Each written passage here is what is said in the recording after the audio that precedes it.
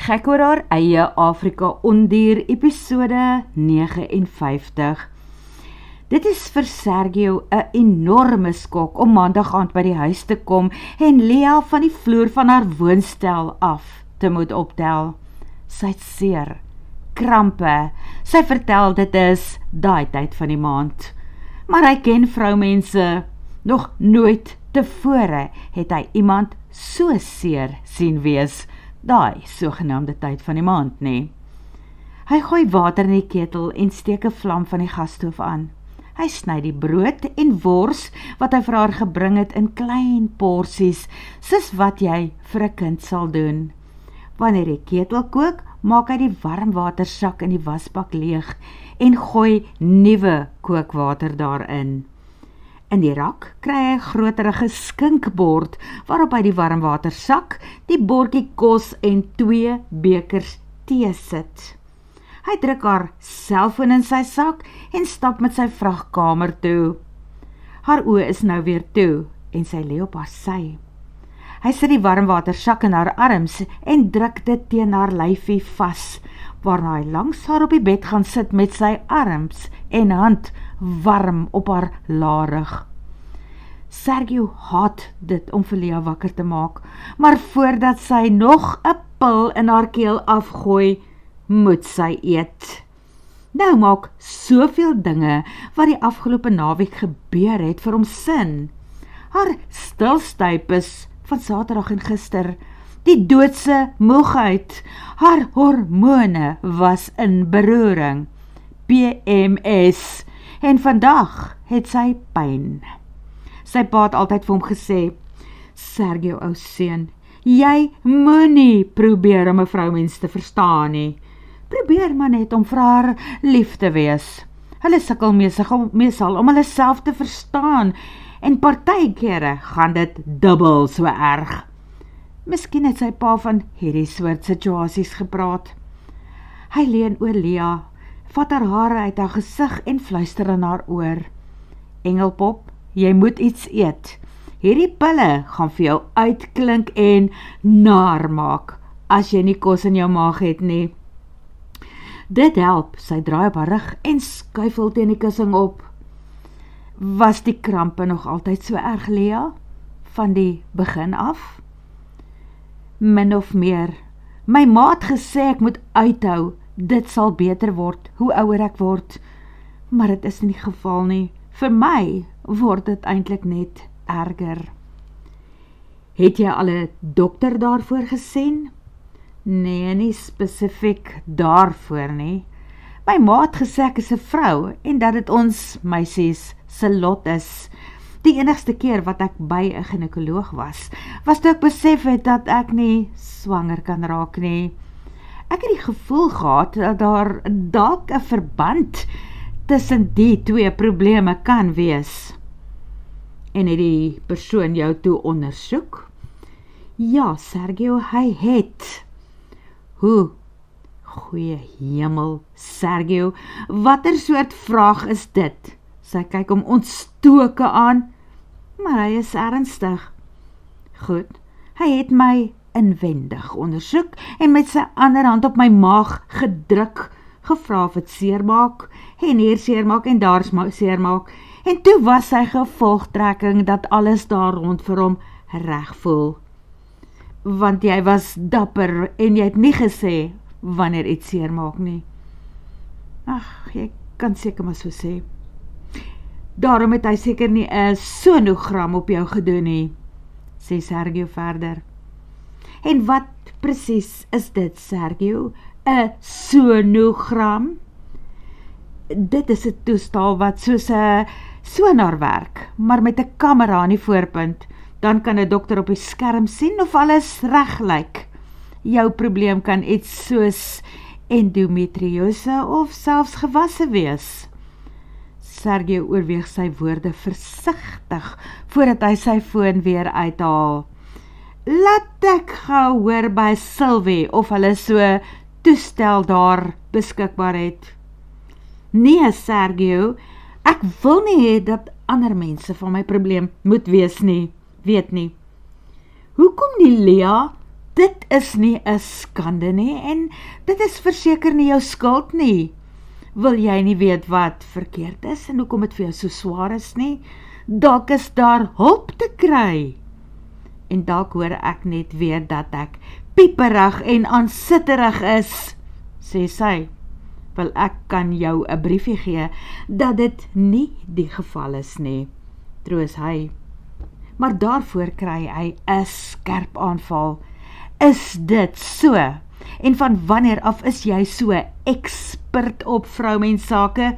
Jy was nog nooit eens in jou lewe getroud nie, man. Nee, ek was nie, en ek maak nie asof ek 'n kundige is nie. Maar dalk sal dit goed wees as iemand net weer 'n slag na jou kyk. Wat as daar 'n gewas is wat aan die groei is en op die punt is om te bars? Kom, laat Sylvie jou net ondersoek. Is jy nou mal, Sergio? Ek sal nooit toelaat dat Sylvie na my toekoms, hede en verlede kyk nie. Wow, is dit wat 'n mens daardie oulike blommetjie van jou noem? Spot Sergio, jou toekoms, hede en verlede. Sy kry darm 'n glimlag reg, wanneer Sergio weer ernstig raak. Lia, Sylvie Singh is 'n mediese raad geregistreerde praktisyn. Sy's 'n dokter. Paula sê sy's die naaste aan 'n ginekoloog wat 'n dokter kan kom as jy nie gaan spesialiseer het nie. Ons het self gesien hoe sy met Anna gewerk het. Sy is baie, baie professioneel.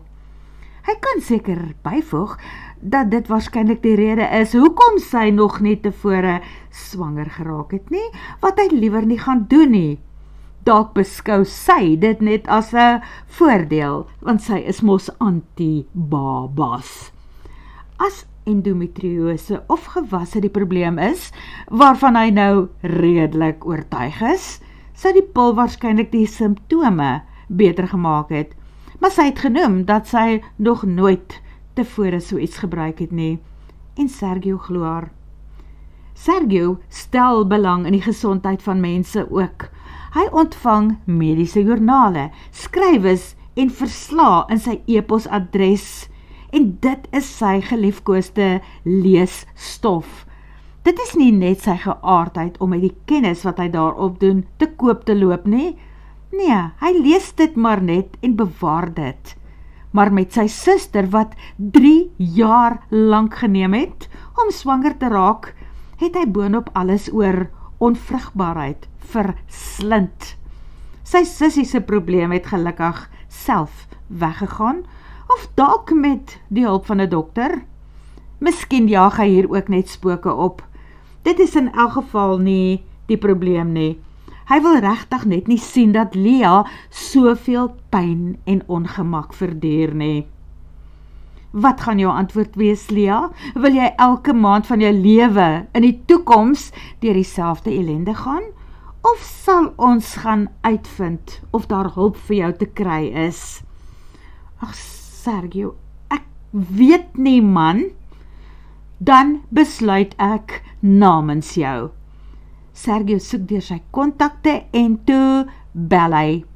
Dit is Paula wat antwoord, en hulle praat eers so 'n bietjie nonsens, want Sylvie is in die teater. Sy sal haar sê om hom te kontak as hy wil. Nee, antwoord Sergio, hy kan haar ook maar sommer net vra. Hy wil weet, het julle 'n sonogram daar?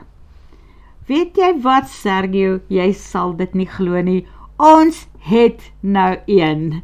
Ons het dit self aangekoop, antwoord sy. Ons het nog nie die gewone sonar nie, ons spaar nog geld daarvoor, maar ons het net verlede week 'n sonogram gekry. So moet ek 'n afspraak maak om 'n pasiënt vir julle te bring? Nou waarvoor is dit? Ons pasiënte is mense, onthou, lag sy. Ja, toe maar, dit is vir 'n mens. Dit is vir Lia Hurter. O my genade, wat is verkeerd, Sergio? As jy voel dat dit 'n noodgeval is, moet jy haar nou dadelik inbring. Ekskuus. Nee, môre, sy seer. maar ek glo dat dit nie lewensbedreigend is nie. Behalwe dat my hart wou gaan staan het, toe ek vanaand hier instap en sien in wat se toestand sy is. Sergio raak aan Lea. Is dit reg as ons haar môre gaan sien? Nee man Sergio, nie terwyl dit aan die gang is nie. Lea, dokters het baie meer bloetjies gesien as wat jy besig is om te verloor, glo my. Daarna is hy weer op die foon met Paula. Ons sien julle môreoggend omstreeks 10:00, sal dit reg wees? Toe bel hy sy assistent daar by die instituut. Julle gaan my vir 'n paar dae lank nie sien nie. Familiekrisis, ek sal reël vir verlof. Goed, dan was hy reg. Endometriose en heel waarskynlik 'n gewas of 2 ook. Daarvan is beide Paula en Sylvie oortuig van. Ek kan jou op 'n geboortebeperkingspil sit. Die hormone daarin sal 'n ligter siklus tot gevolg hê, maar dit gaan nie die probleme wegneem nie. Ek sal verkies om jou na 'n ginekoloog te verwys. Hy of sy sal 'n laparoskopie wil doen. Klein insnydings langs jou naaltjie. Dit is 'n dagproses waar tydens gewasse en verdikkings gewoonlik uitgesny word. Waar is so 'n persoon? Wel, ons het met Dr. Klets by die hospitaal en kliniek in Tofu te doen gekry. Die mense het heel wat respek vir hom daar. Hy draai nie doekies om nie. Hy sal sny en monsters wegstuur na die laboratorium terwyl hy werk. En sodra die resultate terugkom en hy voel dat jy 'n volledige hysterektomie byvoorbeeld nodig het, kan hy dit ook dadelik doen. Is daar so 'n moontlikheid vir 'n hysterektomie? Sylvie knik. Verseker is daar so 'n moontlikheid in noodgeval. Hoe langer jy wag, hoe groter mag jou probleme word en hoe erger kan dit raak. Laat ek met jou eerlik wees. As jy reeds 'n kind van jou eie gehad het, en as ons nie gelukkig genoeg is om 'n tweede opinie van 'n hoogs bekwame persoon kon kry nie, sou ek verseker 'n hysterektomie aanbeveel het. Dalk dit self gedoen het? Sergio voel hoe iets in sy ingewande begin ruk. 'n Vol hysterektomie.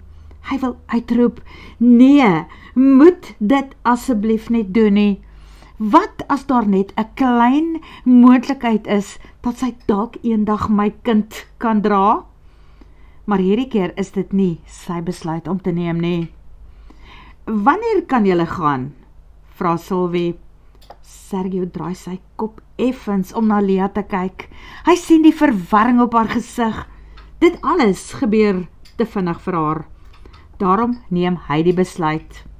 Hy besoek mos sy ouers in elk geval eenmal 'n maand en dit raak haas tyd dat hy dit weer doen. Ons ry sommer môre. Is dit reg, Lea? Sy knik soos 'n skaap ter slagting. So gaan voort, Sylvie. Jy kan reëlings met daardie dokter tref. Ek bel solank my ouers om te sê ons kom. Maar ek kan nie net wegkom nie. Wat van Steel en die bouers op die plaas? Wat van my pa en Manuel? Ek moet vir hulle sorg en kos maak. Maria is nie daar nie. En Sergio dink, ja, getroue Maria is nie daar nie, so wie gaan na sy ghetto kat kyk? Hy vertrou niemand anders as Maria en nou vir Lea om sy kat te versorg nie en nie een van hulle gaan daar wees nie. Wel, daardie manne is oud en lelik genoeg om na hulle self en na jou bouery ook te kyk. Wat hulle daar moet doen, het vir my heeltemal eenvoudig genoeg gelyk toe ons Saterdag en Sondag daar was. Trap Sylvie haar vas. Buitendien, ek is seker dat Paula self 'n dag of 2 daar sal kan gaan aanmeld en ek sal saam met Haya daarheen ry wanneer hy donderdag verder gaan werk aan julle sekuriteitskameras. Tevrede? En Sylvie, dan moet julle asseblief net kyk dat my kat ook versorg en alright is, so bietjie aandag aan die ou diertjie skenk, vra Sergio mooi. Met graagte.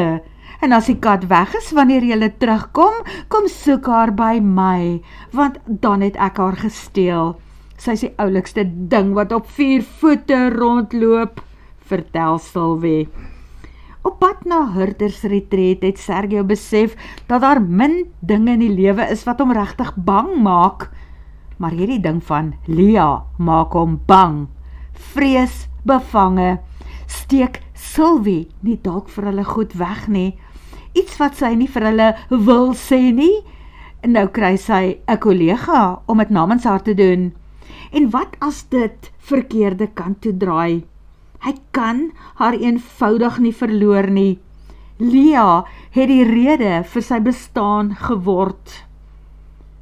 Lia sal nooit die uitdrukking van totale skok en teleurstelling op Sergio se gesig vergeet, toe Sylvie van die moontlikheid van 'n volle hysterektomie gepraat het nie. Haar pa het ook met ander oë na haar gekyk. Hoeveel jare al steek sy vir hulle haar ongemak en seer weg? En het haar ma geweet?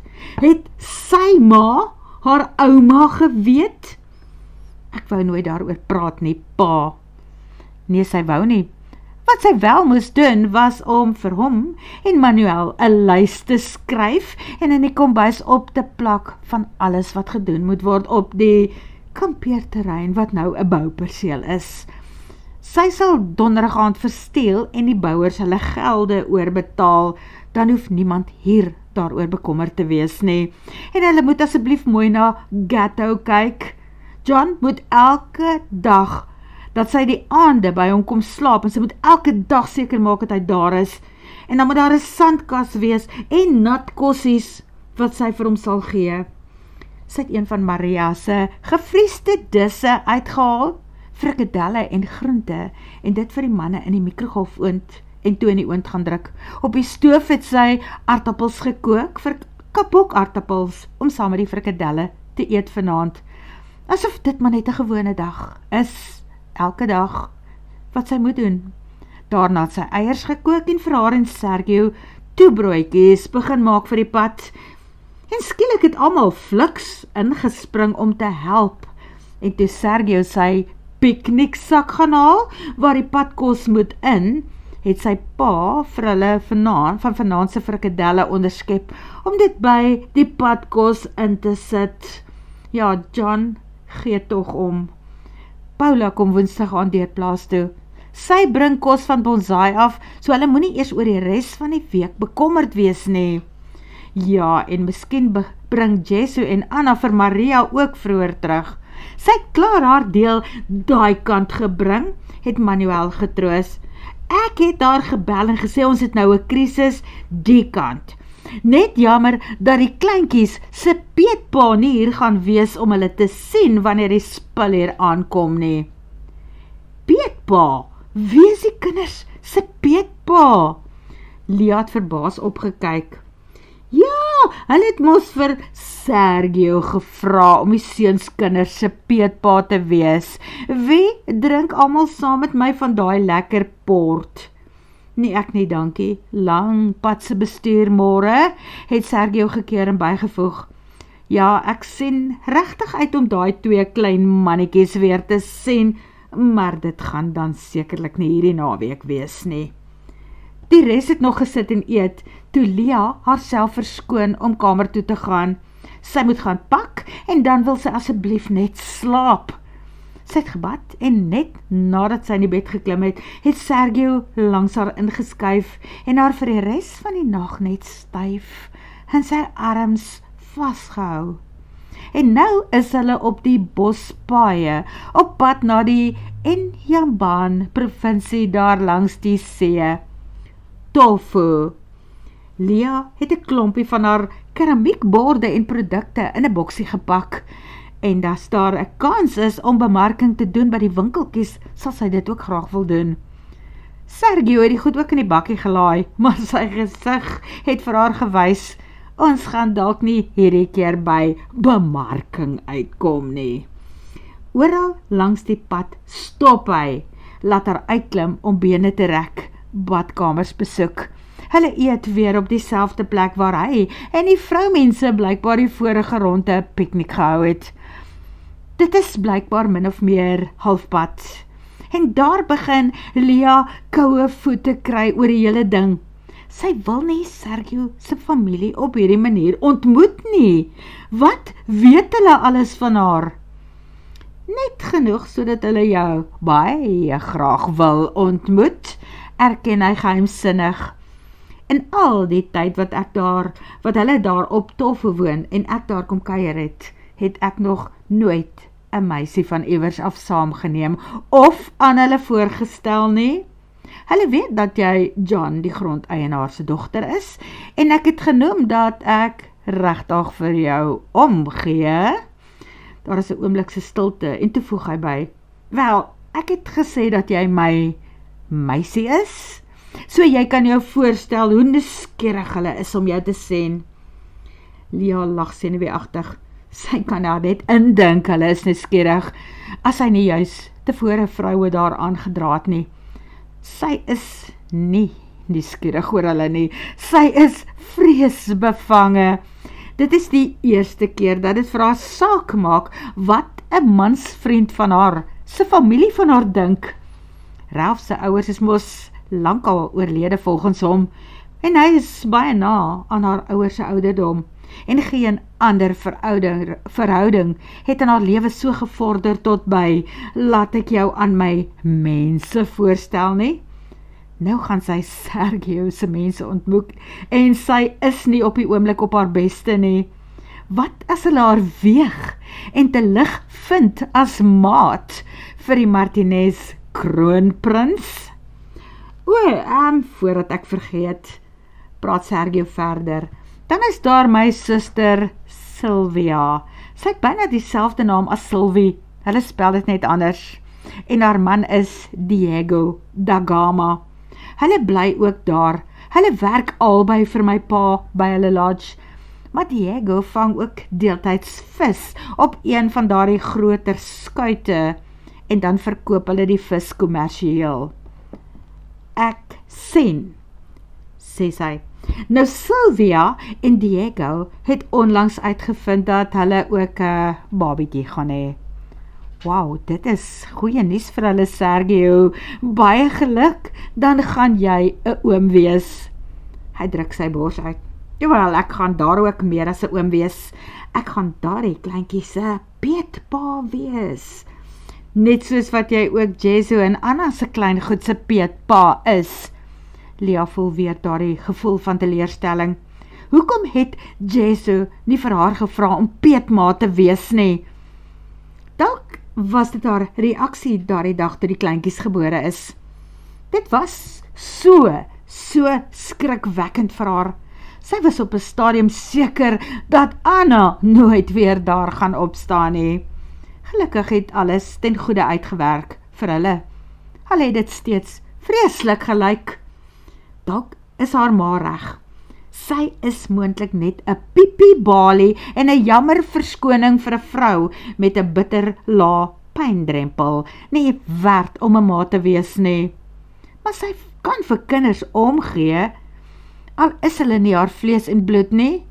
En hierdie is nie sommer enige kinders nie. Dit is Jesus sin, haar amper boetie. Maar die keuse is sekerlik hulle sin. As hulle glo dat sy nie 'n geskikte peetma gaan maak nie, dan is dit maar oukei. Haar ooglede is skielik swaar. Sy krul op die sitplek om en maak hulle toe. En wanneer sy weer wakker word, staan die voertuig en is dit met Sergio wat na haar toe afkyk. Sy donker oë sagter as ooit, toe hy haar wang met sy een hand streel. Ons is uiteindelik hier, my engelpop. Waar is hier, leeuman? By my ouers se plek, paradys by die see, antwoord hy, word vervolg.